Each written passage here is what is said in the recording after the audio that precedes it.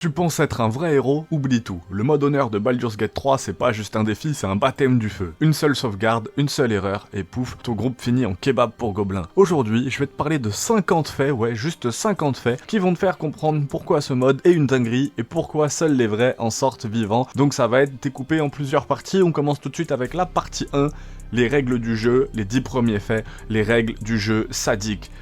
Le fait numéro 1, c'est qu'il y a une seule sauvegarde, vous le savez. Pas de retour en arrière, c'est comme la vie, c'est cruel, c'est sans contrôle Z. Numéro 2, si ton groupe meurt, c'est fini. Numéro 3, tu ne peux pas recharger après avoir raté un jet de persuasion.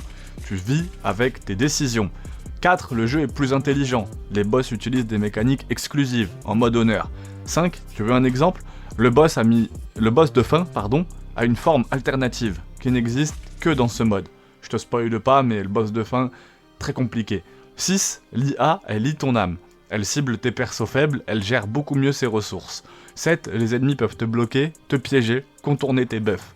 8. Les ennemis infligent des dégâts augmentés. 9. Tu n'as pas le droit à l'erreur sur les choix de dialogue clés.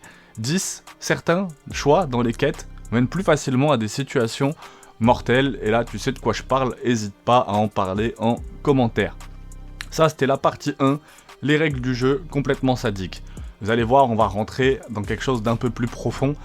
Surtout, plus les parties vont avancer, plus on va rentrer dans des choses très profondes. Là, la partie 2, stratégie, méta, abus, les faits 11 à 20, ça va être très très cool.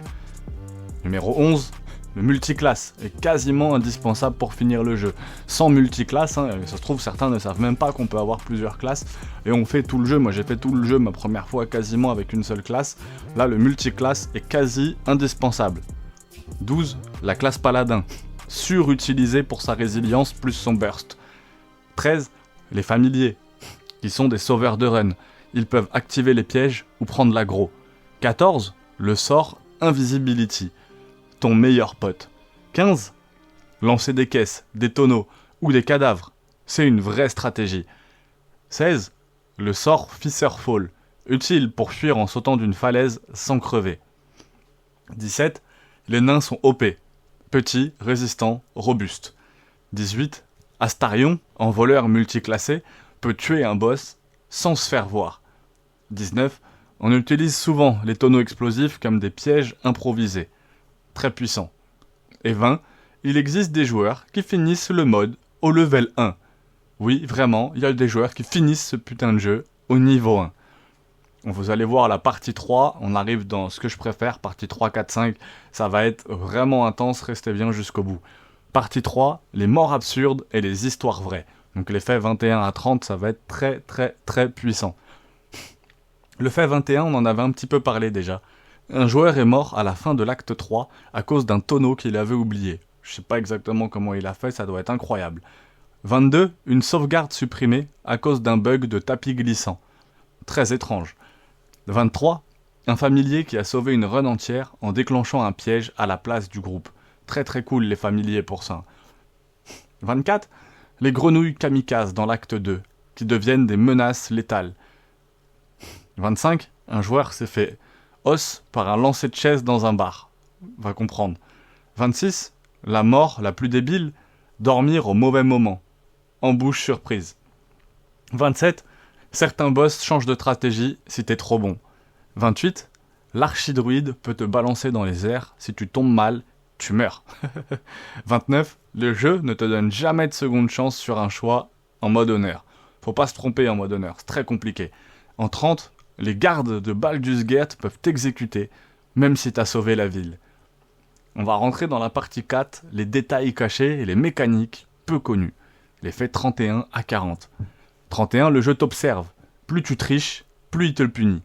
32, la météo peut influencer les combats. 33, certains sorts, comme le sort silence, deviennent essentiels. 34, tu peux être victime de la gravité. Une chute d'échelle mal gérée, décès. 35, tous les choix de romance sont définitifs. 36, si tu rates un test de discrétion, une embuscade peut one-shot ton groupe. Et ça m'est arrivé plusieurs fois. Honnêtement, j'ai même pas encore atteint l'acte 2. Je galère dans l'acte 1 pour l'instant. Je devrais finir par le passer. Là, je pense que je peux passer maintenant l'acte 1 facilement en mode honneur, mais c'est du boulot. 37, les chiens peuvent être de vrais alliés, si bien utilisés. Dédicace à Gratouille, on l'aime beaucoup. 38, chaque campement peut cacher un risque. Et ouais, ça on le sait pas non plus. 39, les potions sont limitées. La gestion de l'inventaire est cruciale. En 40, le feu se propage plus vite et fait plus de dégâts qu'en mode normal. Et là on arrive vraiment à la partie pour les fous. D'ailleurs c'est comme ça qu'elle s'appelle. Partie 5 pour les fous, vous allez voir. Les anecdotes sont très compliquées. Très compliquées, c'est pas exactement ça, mais vous allez voir. La partie 5 pour les fous, l'effet 41 à 50. 41, il existe des joueurs qui finissent le jeu sans prendre un seul point de dégâts. Ils sont complètement fous. 42, un speedrunner a battu le mode honneur avec une seule main. 43, certains joueurs terminent tout l'acte 1 en étant invisibles tout le temps. 44, le mode honneur te force à penser comme un paranoïaque, et ça c'est bien vrai. 45, tu apprends à exploiter chaque centimètre du terrain. 46, un mauvais saut et ton personnage peut mourir empalé, et ça c'est bien vrai. 47, tu dois écouter chaque ligne de dialogue. Une info oubliée est égale à un piège. 48, tu termines une session vidée, lessivée, et ça c'est bien vrai. Mais alors qu'est-ce que t'es heureux, et ça c'est extrêmement vrai. 49, le mode honneur change complètement ta vision du jeu, et ça c'est vrai.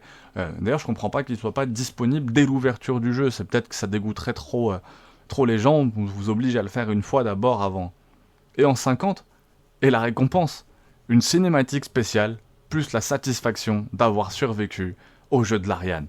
Alors, tu pensais que c'était juste un mode difficile ? Non, le mode honneur de Baldur's Gate 3 est une expérience, un rite de passage. Et maintenant que tu connais tous ces secrets, est-ce que t'es prêt à te lancer ?